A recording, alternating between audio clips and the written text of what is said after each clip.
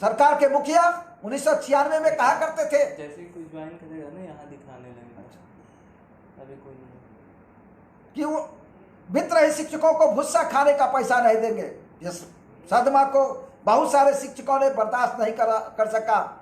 हमारे बेगूसराय के खुर्शीद अंसारी जो अंग्रेजी के व्याख्याता थे आरसीएस कॉलेज में, यह सुन करके उनका हार्ट अटैक हो गया। ऐसे 5000 साथियों को हमने गंवाया है। शुक्रगुजार है इस सरकार का जिसने अनुदान दिया।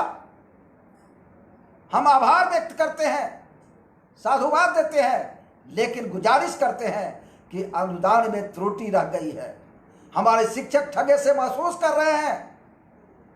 जो अनुदान सरकार देती है वो शिक्षकों के पास नहीं पहुंच पाता है, कहीं न कहीं डाइवर्सन होता है। जब सारी योजनाएं की राशि अब खाते में भेजते हैं तो ये अनुदान की राशि भी खाते में ही भेजिए, जिससे विचलन तो रुकेगा ही, शिक्षक भी संतुष्ट होंगे और मुख्य रूप से वेतनमान जो आपने खुद स्वीकार किया है। आपने वित्तरहित शिक्षा नीति समाप्त किया था तो कहा था कि माननीय मुख्यमंत्री महोदय, स्मरण कराना चाहूंगा, आपने कहा था कि फिलहाल परीक्षा फल के आधार पर अनुदान देना प्रारंभ किया जा रहा है। फिलहाल का मतलब ही है कि संभावनाएं बनी हुई है और उन संभावनाओं का समय आ गया है। आप निर्णय लिया जाए, बहुत अच्छे अच्छे निर्णय लिए गए, 7 निश्चय का निर्णय लिया गया है। एक 8वां निश्चय यह भी कर लिया जाए कि वित्त रहित अनुदानित शिक्षा कर्मियों को वेतनमान दिया जाए।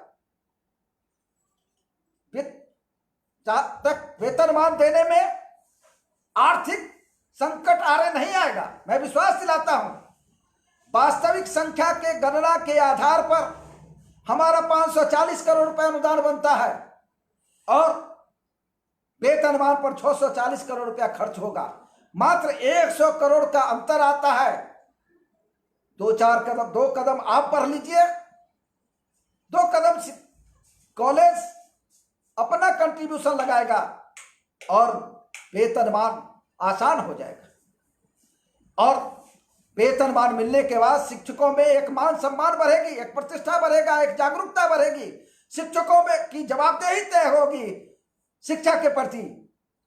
यह सारी सुविधाएं होंगी और शिक्षित बिहार विकसित बिहार का नारा जमीन पर उतरता नजर आएगा और निश्चित रूप से बिहार के विकास में जो हमारी भूमिका है, हम न केवल शैक्षणिक विकास करते हैं, आर्थिक विकास में भी हमारी भूमिका है।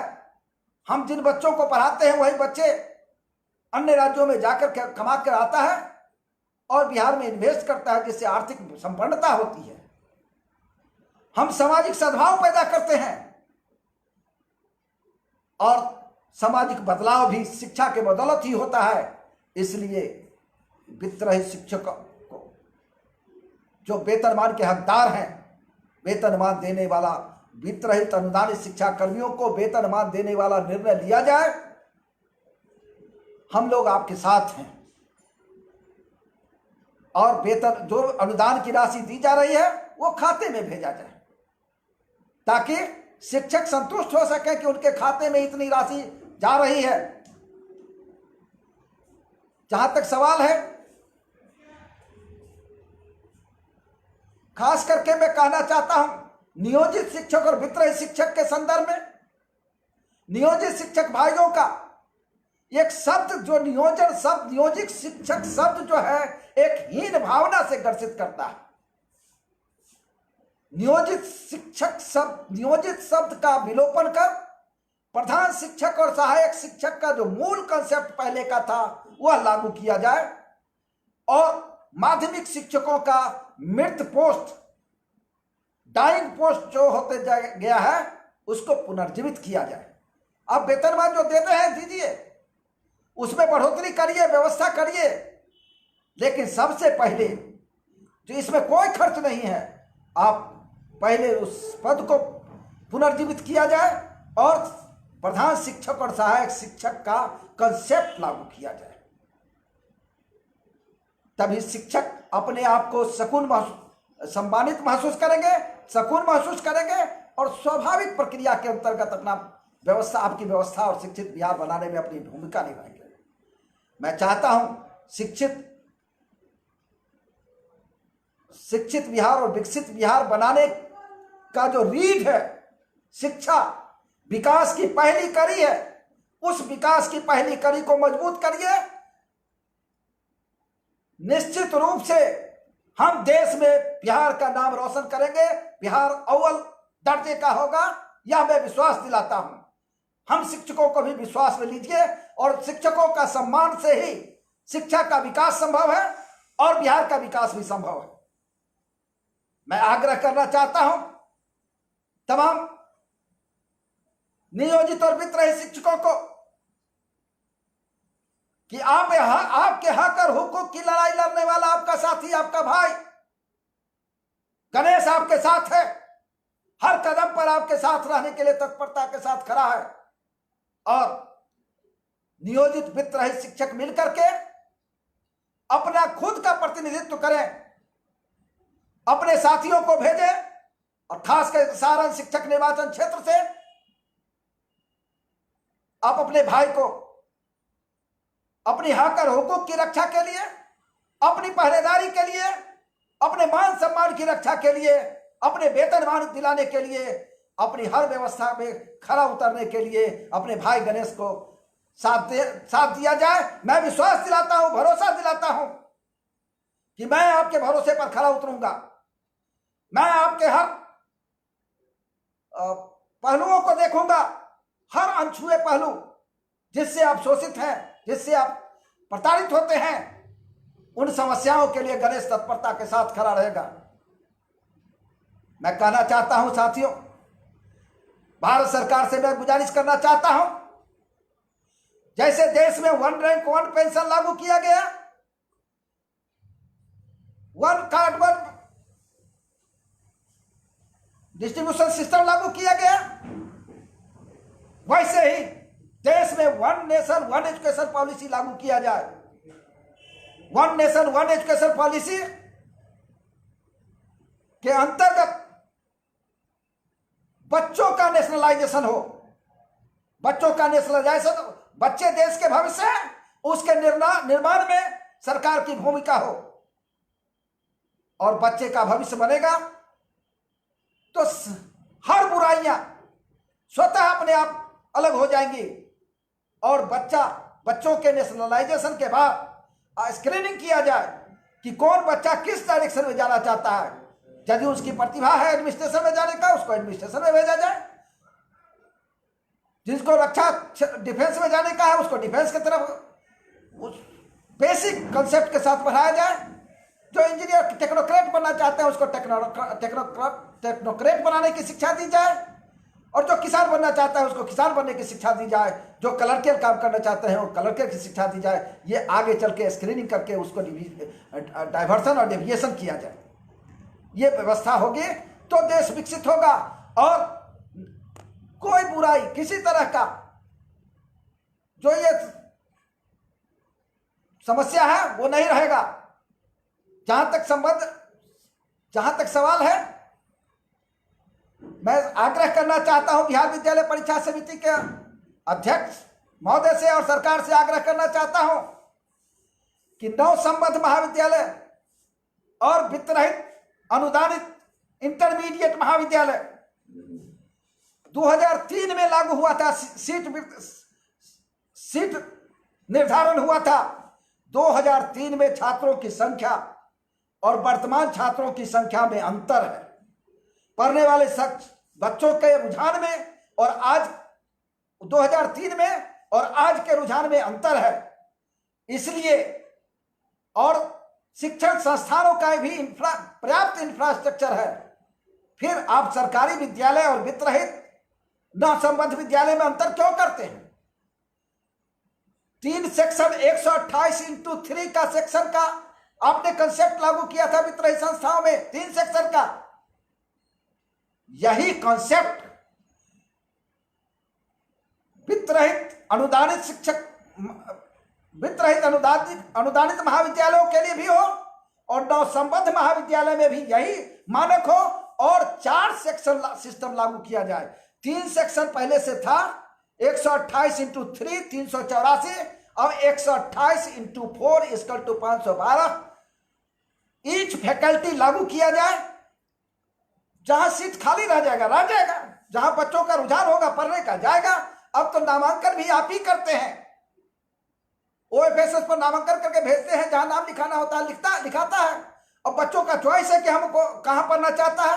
तो बच्चों की स्वतंत्रता पर को थोड़ा मुक्त किया जाए और बच्चे को अधिकार है कि संस्थाएं कैसा चुने, किस संस्थाओं में अपना नामांकन कराएं, अपना कैरियर कैसे बनाएं, इसको थोड़ा उन्मुक्तता दीजिए और 4 सेक्शन फ्री कर दीजिए। 4 सेक्शन 128 इंटू 4, 8 साइंस कॉमर्स, चाहे जिसकी मान्यता है, एफिलिएशन है, जिन संकायों का 128 इंटू 4 का सिस्टम लागू किया जाए। 512 इन ईच फैकल्टीज, और प्रस्वीकृत इंटरमीडिएट महाविद्यालय जो अनुदानित है उसमें, और नवसंबद्ध उस पर भी लागू किया जाए। यह मेरा आग्रह है। इसके साथ ही 2017 में एक सिस्टम आया है, सेवा शर्त मार्गदर्शिका। हम लोग मांग किए थे सेवा शर्त नियमावली का, बन के गया था बिहार विद्यालय परीक्षा समिति से, नियमावली ही बन के गया था, लेकिन रास्ते में मार्गदर्शिका हो गया। पता नहीं, हम उस सारे बिंदुओं को मानते हैं, लेकिन उसमें जो एक बिंदु है, आप स्मरण करें, एनसीईआरटी का गाइडलाइन 2003 का है, उसमें स्पष्ट किया हुआ है कि इससे पहले जो नियुक्त जैसे हैं उसमें कोई छेड़छाड़ नहीं होगा।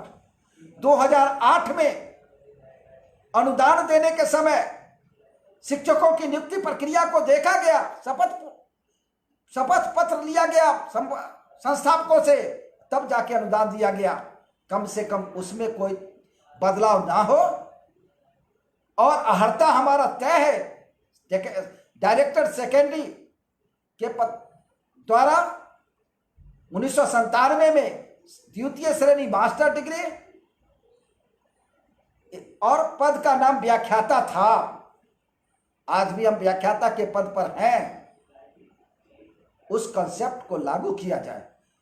आपको 2011 के बाद, संबद्धा उपविधि 2011 के बाद आया है पीजीटी और टीजीटी सिस्टम, लागू कीजिए 11 के बाद। कोई भी कानून भूतलक्षी प्रभाव से लागू नहीं होता है, जब कानून बनता है तब लागू होता है। प्रशिक्षण की बाध्यता आपने 2017 में लाई है, 17 से लागू करिए, 17 के बाद जो नियुक्ति होती है उस पर लागू कीजिए, लेकिन इससे पहले पर लागू नहीं किया जाए। यह आग्रह है और गुजारिश भी है। और इतना ही नहीं, सरकार शीघ्र जो अनुदान प्रधान सचिव शिक्षा विभाग के साथ बातचीत हुई थी, शिक्षा विभाग के प्रधान सचिव, अपर मुख्य सचिव श्री आर के महाजन साहब के साथ बातचीत हुई थी। उसमें उन्होंने 2013 और 15 अर्थात 2013-15 शैक्षणिक सत्र 2013-15 और 14-16 का अनुदान 630 करोड़ रुपया अपने वादे के अनुसार 25 मार्च को भेज दिया। सरकार बिहार विद्यालय परीक्षा समिति 31 तारीख तक नहीं बांट सके, जिसके कारण कुछ तकनीकी कठिनाई हुई। हम आग्रह करना चाहते हैं बिहार विद्यालय परीक्षा समिति से कि शीघ्र अनुदान का वितरण हो। और अपर मुख्य सचिव महोदय से आग्रह करना चाहता हूं कि आपने यह भी कहा था कि 2 अनुदान 630 करोड़ रुपया भी भेज देता हूं, और 15-17 शैक्षणिक सत्र 15-17, 16-18 और 17-19 का पैसा हम जुलाई तक भेज देंगे। माननीय उप मुख्यमंत्री आदरणीय सुशील कुमार मोदी जी कल ही आप लोगों से शिक्षा विभाग सभी विभागों से मांग किए हैं बजटीय उपबंध के लिए आप लोग बना के, निवेदन है कि आप लोग बना के, विश्वास भी है कि आप बना रहे होंगे, लेकिन आग्रह है कि जल्दी बना के दिया जाए ताकि वो भी पास होकर के बिहार विद्यालय परीक्षा समिति को दीजिए, इस निर्देश के साथ कि उसका शीघ्र वितरण हो। लेकिन आग्रह है, उस समय भी आग्रह किए थे, आज भी कहना चाहता हूं कि यह अनुदान अब वेतनमान के रूप में दिया जाए, शिक्षकों के खाता में भेजा जाए।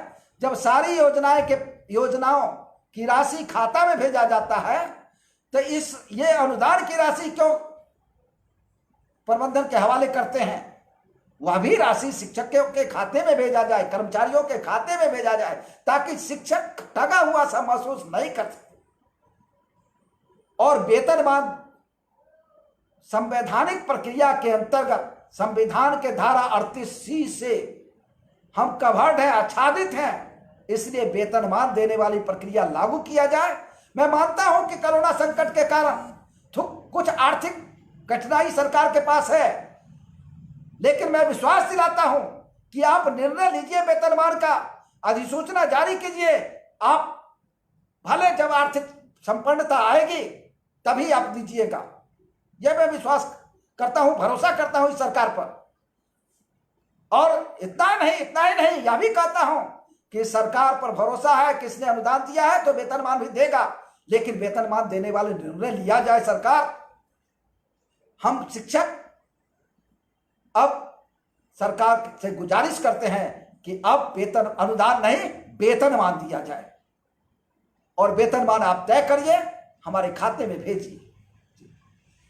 इन्हीं चंद शब्दों के साथ मैं तमाम बिहार के साथियों को यह कहना चाहता हूं, खास के सारण शिक्षक निर्वाचन क्षेत्र के शिक्षक मतदाताओं से अपील करना चाहता हूं कि तमाम आप भाई शिक्षक भाई बंधुओं, अपनी हक और हुकूक की लड़ाई के लिए, अपने मान प्रतिष्ठा के लिए अपने भाई संघर्ष के साथी भाई गणेश को प्रथम वरीयता का मत दे करके समर्थन करिए। मैं आपके भरोसे पर खरा उतरूंगा। जय हिंद, जय शिक्षक, प्रणाम।